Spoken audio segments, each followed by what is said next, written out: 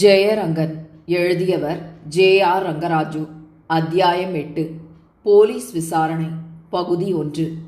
முந்தின அத்தியாயத்தில் deputy magistrate, police superintendent முதலியோர் பிரேதத்தை தேடி அலுத்து உட்கார்ந்து விட்டார்கள் என்று சொன்னோம் அல்லவா?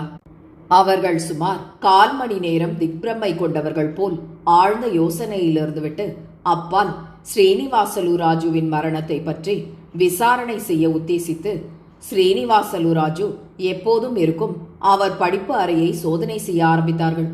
அவர் உட்கார்ந்திருக்கும் சாய்வு நாற்காலியின் சமீபத்தில் இருக்கும் மேஜையின் மீது கையெழுத்து போடாத புது உயில் விரித்து வைக்கப்பட்டிருந்தது. கையெழுத்து போட வேண்டிய இடத்தில் பேனா வைத்து எழுத ஆரம்பித்தவுடனே, அதாவது பேனா உயில் சாசனத்தை தொட்டவுடனே, யார் தட்டினதினாலோ அல்லது கையை இழுத்ததினாலோ அல்லது வேறு காரணத்தாலோ கையெழுத்து இடும் இடத்தில் பேனா கீச்சிய அடையாளம் உயிலில் இருந்தது. மேஜையின் பக்கத்தில் இருந்த நாற்காலி கவிழ்ந்து விழுந்திருந்தது.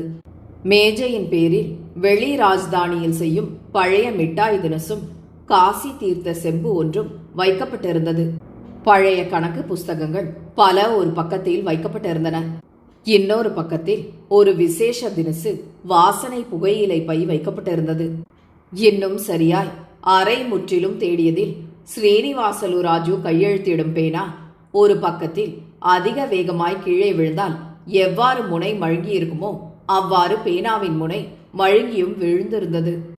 மேஜையின் மேல் ஸ்ரீனிவாசலு ராஜுவின் பேங்க் செக் புஸ்தகத்தில் கிழித்து கொடுத்திருந்த பாதி காகிதங்களிலெல்லாம் இன்னாருக்கு இவ்வளவு தொகை எந்த தேதியில் கொடுக்கப்பட்டதென்று குறிப்பிட்டிருக்க, கடைசி காகிதத்தில் மட்டும் அவ்விவரங்கள் ஒன்றும் எழுதப்படாமல் காலியாயிருந்தது. அவைகளையெல்லாம் குறித்து கொண்டு அப்பாலும் தேடியதில் மாமூலாயிருக்கும் வஸ்துக்கள் நீங்களாக வேறு விசேஷமானவை ஒன்றும் அகப்படவில்லை. அத்துடன் தேடுவதை நிறுத்தி கொண்டு ஆட்களை விசாரிப்பதாய் தீர்மானித்து முதலில் ஸ்ரீனிவாசலு ராஜு அவர்கள் கூப்பிடும் போதெல்லாம் ஏன் என்று கேட்கும் சொல்லமுத்துதேவனை கூப்பிட்டார்கள். அவன் வந்ததும் இன்ஸ்பெக்டர், சொல்லமுத்துதேவரே, இப்போது எஜமான் கேட்கும் கேள்விகளுக்கெல்லாம் நீர் உண்மையான பதில் சொல்ல வேண்டும், தெரியுமா என்றார். அதற்கு சொல்லமுத்து, எனக்கு ஒன்றும் தெரியாது. ஜெயாம்மா அழுத உடனே போனேன். அப்போ எஸ்அம்மா செத்து கிடந்தாங்க. அம்மட்டுதான் அடிமைக்கு தெரியும். சத்தியமா வேறொன்னும் தெரியாது என்றான். அதை கேட்ட இன்ஸ்பெக்டர், தேவரே, உமக்கு தெரியும் என்று யாரும் சொல்லல. எஜமான் கேட்கும் கேள்விக்கு மட்டும் உண்டு இல்லை என்று உண்மையாய் சொல்லும், அவ்வளவு போதும் என்றார். உடனே சொல்லமுத்து, அதுக்கு என்னங்க, தெரிஞ்சதை சொல்லிடுறேனுங்க என்றான். பிறகு டெபுட்டி மேஜிஸ்ட்ரேட், இன்ஸ்பெக்டர், தாங்களே விசாரியுங்கள், அவசியமான போது நாங்கள் விசாரிக்கிறோம் என்றார். உடனே இன்ஸ்பெக்டர், நேற்று நடந்த சங்கதிகளை ஒன்று ஒழியாமல் சொல்லு என்றார். அதற்கு சொல்லமுத்து, விடிய 4 நாழிகைக்கு எழுந்திருச்சேனுங்க. எழுந்திருச்சதும் கால்வாய்க்கு போனேனுங்க. இன்ஸ்பெக்டர் அவனை இடைமறித்து, ஓய் தேவரே, அந்த கதைகளையெல்லாம் யார் கேட்டார்கள்? கேட்ட கேள்விக்கு மட்டும் ஜவாபு சொல்லும் என்றார். அதற்கு சொல்லமுத்து, என்ன எசம்மா, நேத்து நடந்த சங்கதி ஒன்னு கூட விடாம சொல்ல சொன்னீங்க. சொல்றதுக்கு முன்னே இதெல்லாம் யார் கேட்டாங்கன்றீங்களே என்றான். உடனே இன்ஸ்பெக்டர், தேவரே, உமது எஜமான் இறந்ததற்கு சம்பந்தமான விஷயங்களை மட்டும் சொல்லும் என்றார்.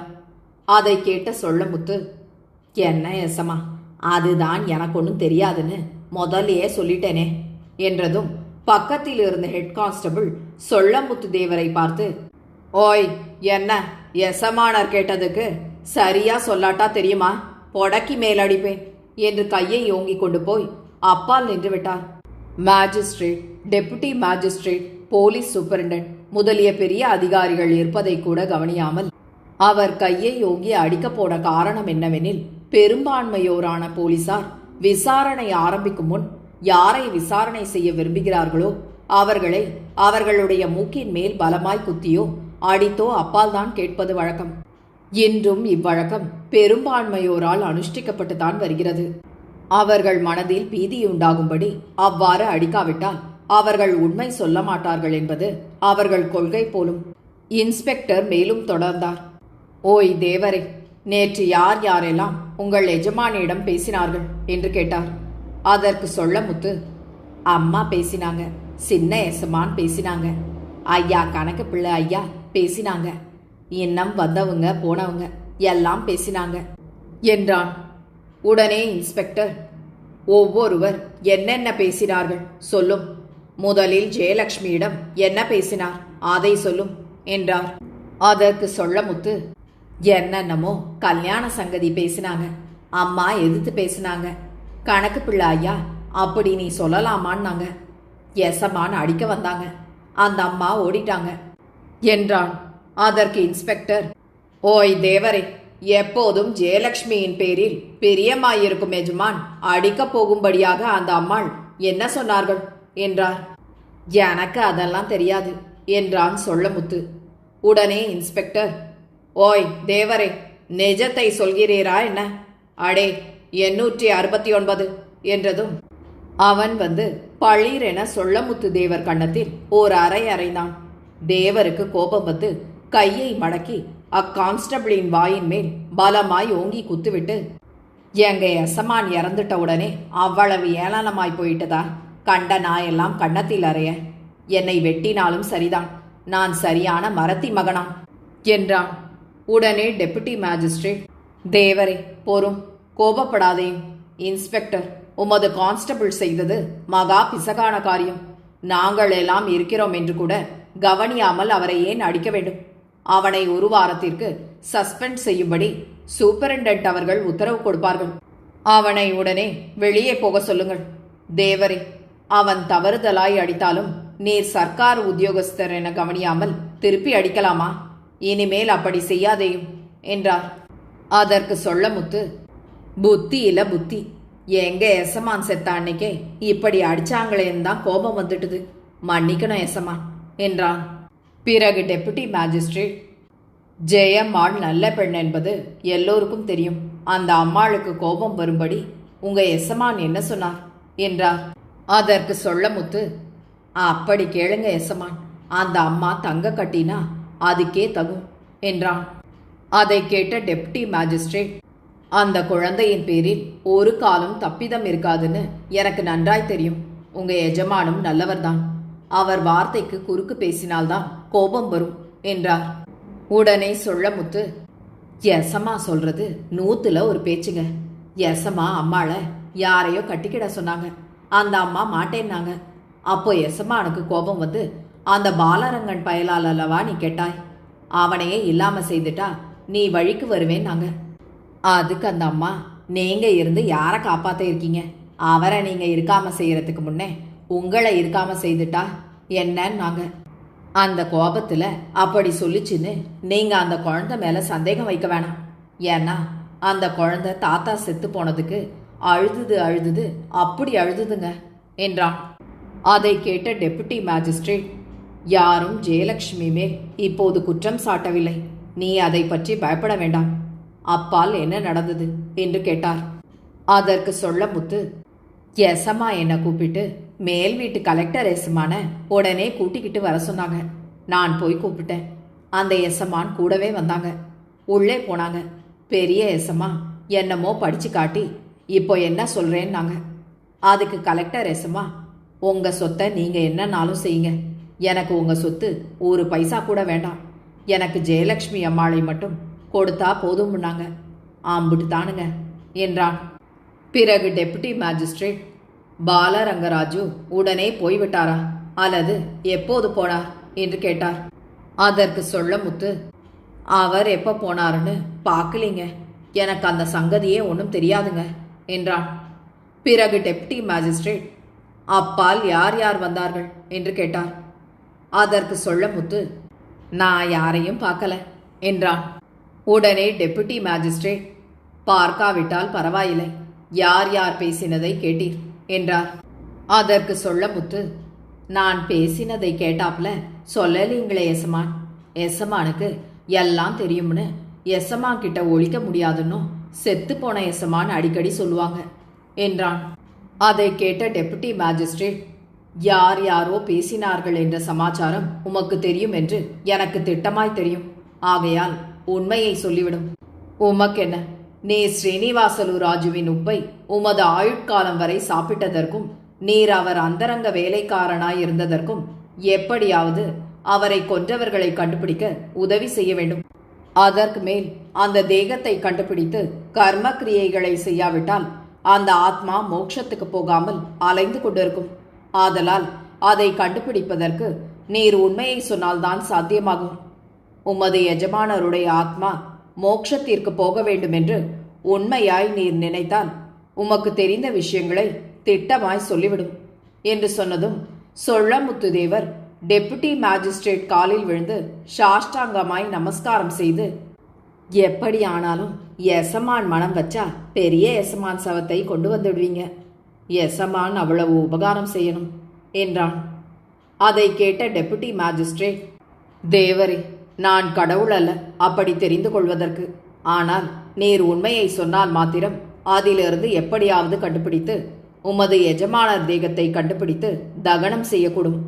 ஆகையால் அப்படி உமது எஜமானர் உடம்பை கண்டுபிடித்து தகனம் செய்வதும் அல்லது அவரை பிசாசாய் அலைய விடுவதும் உம்மிடம்தான் இருக்கிறது என்றார். அதை கேட்ட சொல்லமுத்துதேவர், எசமான், சத்தியமா நான் யாரையும் பார்க்கலிங்க. ஆனா யார் யாரோ பேசினாப்ல கேட்டது. அதுவும் திட்டமா யாருன்னு தெரியாது என்றான். அதற்கு டெபுட்டி மேஜிஸ்ட்ரேட், திட்டமாய் தெரியாவிட்டாலும் நீர் சந்தேகப்பட்டதையாவது சொல்லும். நீர் என்ன பிரமாண வாக்கு மூலமா கொடுக்கிறீர்? அது ஒன்றுமில்லை. ஏதோ உமக்கு தோன்றினதை சொன்னால் அப்பால் விசாரித்து சரியா அல்லவா என்று தீர்மானிக்கலாம் என்றார். அதை கேட்ட சொல்லமுத்துதேவர், பாலரங்க ஐயா பேசிக்கிட்டு இருந்தப்போ மெதுவா கணக்கணன்னு மணி அடிச்ச சத்தம் கேட்டுச்சு. அப்பால பாலரங்க எசமான் சத்தம் கேட்கல. அவங்க இந்த வழியா போகல. வீட்டுக்குள்ளோடி போனார்களோ என்னமோ, எனக்கு தெரியாது என்றான். அதற்கு டெபுட்டி மேஜிஸ்ட்ரேட், மகா ஸ்ரீ பாலரங்கராஜு அவர்களை கேட்டால் அவர்கள் உண்மையை சொல்லிவிடுவார்கள். நீர் அப்பால் பேசினது யார் என்று சொல்லும் என்றார். பிறகு சொல்லமுத்து, மெதுவாய் பேசினாங்க. நான் சரியா கேட்கல. அவங்க என்ன சொன்னாங்கன்னு எனக்கு தெரியாது. பெரிய எசமா ₹1,00,000 வெட்ட வெளியாக்கிட்டு வந்துட்டியே. வட்டினாலும் மாசம் 500 ரூபாய் வருமே. அதையும் முழுங்கிட்டு முதலையும் முழுங்கிட்டேன்னு சத்தம் போட்டாங்க என்றான். அதற்கு டெபுட்டி மேஜிஸ்ட்ரேட், அதற்கு சுந்தரராஜு என்ன சொன்னார் என்றார். உடனே சொல்லமுத்து, பேசினது சின்ன எசமான்னு நான் சொல்லலையே. நீங்க கூட இருந்து கேட்டாப்ல சொல்லிட்டீங்களே எசமான் என்றான். அதற்கு டெபுட்டி மேஜிஸ்ட்ரேட், எனக்கு உண்மை தெரியும் என்பது உமது மனதில் வைத்து நேரம் போக்காமல் ஜல்தியாய் சொல்லும். அப்போது ஸ்ரீனிவாசலு ராஜுவின் உடம்பை கண்டுபிடித்து தகனம் செய்யலாம் என்றார். அதற்கு சொல்லமுத்து, சின்ன எசமா பேசினாப்லத்தான் இருந்தது. ஆனா நான் நிச்சயமா சொல்ல முடியாது. என்னமோ ஏமாந்துட்டேன்னு சொல்லி எம்புட்டோ ரூபா கேட்டாங்க. அவங்க 50 ரூபா கையில இருக்கவா செய்து உன்கிட்ட தூக்கி கொடுக்கணும்னு சொல்லி நீயாவது புத்தி சொல்லக்கூடாதான்னு யாரையோ சொன்னாங்க. அவங்க ஒன்றும் பேசல. அது யாருன்னு தெரியல. பெரிய எசமா ரொம்ப கோபிச்சாங்க. சின்ன எசமா என்னமோ சொன்னாங்க. இப்படி வரது வெளியே தெரிஞ்சதுன்னா ஆபத்துன்னும் தள்ளாத காலத்துல பெரிய எசமானுக்கு கஷ்டம் வரும்னு சொன்னாங்க. அதுக்கு சின்ன எசமா சொன்னது கேட்கலிங்க. என்னமோ பொத்துன்னு விழுந்த சத்தம் கேட்டதுங்க. அப்பால கொஞ்ச நேரம் யாரும் பேசலிங்க என்றான். பிறகு டெப்டி மேஜிஸ்ட்ரேட், சரி, அப்பால் எவ்வளவு நேரம் பொறுத்துதான் பேசினார்கள் என்று கேட்டார். அதற்கு சொல்லமுத்து, ஒரு அரை நாழிகை ஒன்றும் கேட்கலிங்க. என்ன உழுந்ததுன்னு எனக்கு தெரியல. மெதுவா எசமான் எசமான்னு கூப்பிட்டேன். எசமான் பேசலிங்க. நடக்கிற சத்தம் மட்டும் கேட்டதுங்க. பெரிய எசமானுக்கு கோபம் வந்துட்டுதுன்னு நினச்சிக்கிட்டு உட்கார்ந்துருந்தேன். எசமான் அவங்களுக்கு கோபம் வந்துட்டுதுன்னா பேசவே மாட்டாங்க. யாரும் அப்போ போகக்கூடாதுங்க என்றான். உடனே டெபுட்டி மேஜிஸ்ட்ரேட், சரி, அப்பால் எப்பொழுதுதான் பேசினார் என்று கேட்டார். அதற்கு சொல்லமுத்து, எசமான் சாஸ்திரி வரணும் நாங்க. எப்போ வந்தீங்கன்னு நாங்க. இங்கே எப்படி வந்தேன்னு நாங்க. அதுக்கு அவர் சொன்னதை நான் கேட்கலைங்க. கொஞ்ச நேரம் பொறுத்து எசமான் அவரை பார்த்து இப்படி நடக்கும்னு கனவுல கூட காணல. என்னமோ கால வித்தியாசம்னாங்க. அப்போ வந்தவர் என்னமோ சொன்னார். அதுக்கு எசமான், அடடா, கோதாவரியிலா உமது பெஜாதியை அடிச்சுக்கிட்டு போச்சுன்னாங்க. அவர் சொன்னது கேட்கல. எசமான், இந்த 1000 ரூபாயை வச்சுக்கிட்டு சௌக்கியமா இரு. பிறகு திரும்பி கொடுன்னாங்க. அவர் போன இடத்துல சாப்பாடு போடுறாங்க. தின்ன இருக்கு, தூங்க. எனக்கு ஒரு செம்பு காசு கூட வேணாம்னாங்க. எப்படியாவது எசமானை பார்த்து காசி தீர்த்தமும் இன்னும் என்னமோ சொன்னாங்க. அது நினைப்பில் இல்லை. அதுவும் கொடுக்கணும்னே அவ்வளவு தூரம் வந்தார்னு சொன்னார். அப்போதான் அவர் குரல் கேட்டது என்றான். அதற்கு டெபுட்டி மேஜிஸ்ட்ரேட், அப்போதுதான் வந்தது சீதாராம சாஸ்திரி என்று உமக்கு தெரிந்ததோ என்றார். என்ன எசமான், பொட்டுன்னு தலையில் அடிச்சாப்ல சொல்லிட்டீங்களே என்றான் சொல்லமுத்து. சரி, அவர் எப்படி சென்றார் என்று கேட்டார் டெபுட்டி மேஜிஸ்ட்ரேட். நான் பார்க்கலிங்க. அவர் வந்ததும் பார்க்கலிங்க, போனதும் பார்க்கலிங்க என்றான் சொல்லமுத்து. அப்பால் என்ன நடந்தது என்று கேட்டார் டெபுட்டி மேஜிஸ்ட்ரேட். அதற்கு சொல்லமுத்து, ஒன்னும் சத்தமே கேட்கலிங்க. ஒரு நாளிகை கழிச்சு பெரிய எசமா உன்னை பிள்ளையா வளர்த்து எல்லாம் நம்பி உன்கிட்ட விட்டதுக்கு நீ இப்படி செய்தாயலவா? நீ பொழுது விடியறதுக்குள்ள ஆனா பைசாவோட பைசல் செய்யாட்டா என்னமோ செய்வேன்னாங்க. அவங்க என்ன சொன்னாங்களோ தெரியாது. அப்பால ஒன்னும் கேட்கலிங்க என்றான். அவர் யார் என்று உமக்கு தெரியுமா? எப்படி வந்தார்? அவர் போனதை பார்க்கவில்லையா என்று கேட்டார் டெபுட்டி மேஜிஸ்ட்ரேட். அதற்கு சொல்லமுத்து, சத்தியமா நான் பார்க்கலிங்க. எப்படி வந்தாங்களோ எப்படி போனாங்களோ ஒன்னும் தெரியாதுங்க. அவர் பேசின வார்த்தை ஒன்று கூட கேட்கலிங்க. அப்பால சத்தமே கேட்கலிங்க. அப்போ ஜெயாமா தான் அந்த பக்கம் போனாங்க என்றான். அதை கேட்ட டெபுட்டி மேஜிஸ்ட்ரேட், அந்த அம்மாள் ஸ்ரீனிவாசலு ராஜு அறைக்குள் போய் எப்போது வந்தார்கள் என்று கேட்டார். அதற்கு சொல்லமுத்து, அம்மா பெரிய எசமான அறைக்கு போனதை நான் பார்க்கலிங்க. அந்த பக்கம் கீழே குடிஞ்சு என்னமோ எடுத்தாங்க, கையில் வச்சுக்கிட்டு வந்தாங்க. அப்போ கணக்கு பிள்ளை ஐயா கூட 2 பேரை கூட்டிக்கிட்டு வந்தாங்க. அம்மா அப்போ திரும்பி வந்தாங்க. தாத்தா என்ன செய்கிறாங்கன்னாங்க. அம்மா தெரியாதுன்னாங்க. இதுதான் தெரியுங்க என்றான். ஓய் தேவரே, அந்த அம்மாள் ஸ்ரீனிவாசலு ராஜு அறைக்குள் போய் வந்தார்களா இல்லையா என்று கேட்டார் டெபுட்டி மேஜிஸ்ட்ரேட். நான் சத்தியமா பார்க்கலிங்க என்றான் சொல்லமுத்து. உடனே டெபுட்டி மேஜிஸ்ட்ரேட், உள்ளே போய் வர சாவகாசம் இருந்ததா இல்லையா? அதாவது அந்த அம்மாள் குனிந்து ஏதோ எடுத்ததாக சொன்னீரே, அதற்கு முன் அறைக்குள் போய் வந்திருக்க நேரம் இருந்ததா என்று கேட்டார். அதற்கு சொல்லமுத்து, சத்தியமா தெரியாது. அப்போ கண்ணே இருக்கிச்சுங்கோ. அப்படி பார்த்தேன். குழந்தை குனிஞ்சுதுங்க. அது போகலைன்னு சொல்றப்போ படிச்சு படிச்சு ஏனுங்க கேட்குறீங்க? அதுக்கு பொய் சொல்லவே தெரியாதுங்க. தலையை 2ஆ வெட்டிட்டா கூட அது பொய் சொல்லாதுங்க என்றான். உடனே டெபுட்டி மேஜிஸ்ட்ரேட் பல போலீசாரை லாந்தர்கள் எடுத்துக்கொண்டு போய் சீதாராம சாஸ்திரி எங்கிருந்தாலும் பிடித்து வரும்படி வாரண்ட் பிறப்பித்து 4 திசைகளிலும் போலீசாரை அனுப்பினார். திரு ஜே.ஆர். ரங்கராஜு அவர்களின் இந்த நாவலை உங்களுக்காக வாசித்தது நிமா மனோ. கேட்டு மகிழ்ந்து விரும்பி பகிர்ந்து பதிவு செய்யவும் நன்றி.